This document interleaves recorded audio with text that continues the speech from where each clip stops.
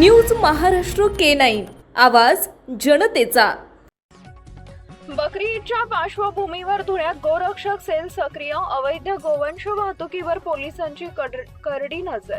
आगामी बकरी ईद सणाच्या पार्श्वभूमीवर जिल्ह्यात कायदा व सुव्यवस्था अबाधित राखण्यासाठी तसेच अवैध गोवंश वाहतूक, विक्री आणि कत्तल यांसारख्या प्रकारांना आळा घालण्यासाठी धुळे पोलीस प्रशासनाने विशेष पाऊल उचलले।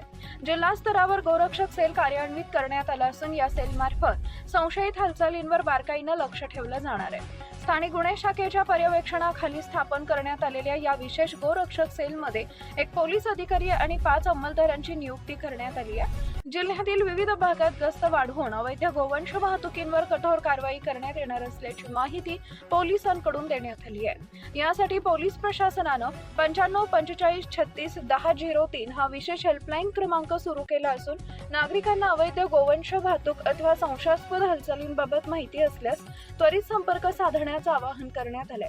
माहिती देणाऱ्या नागरिकाचे नाव व मोबाईल क्रमांक पूर्णपणे गुप्त ठेवले जातील अशी ग्वाहीही पोलीस प्रशासनानं दिली आहे। या महत्त्वपूर्ण निर्णयाची माहिती धुळे स्थानिक गुन्हे शाखेचे पोलीस निरीक्षक श्रीराम पवार यांनी दिली आहे। आगामी सण शांततेत आणि सलोख्याच्या वातावरणात पार पडावा यासाठी पोलीस प्रशासन पूर्णपणे सज्ज असल्याचं त्यांनी स्पष्ट केलंय।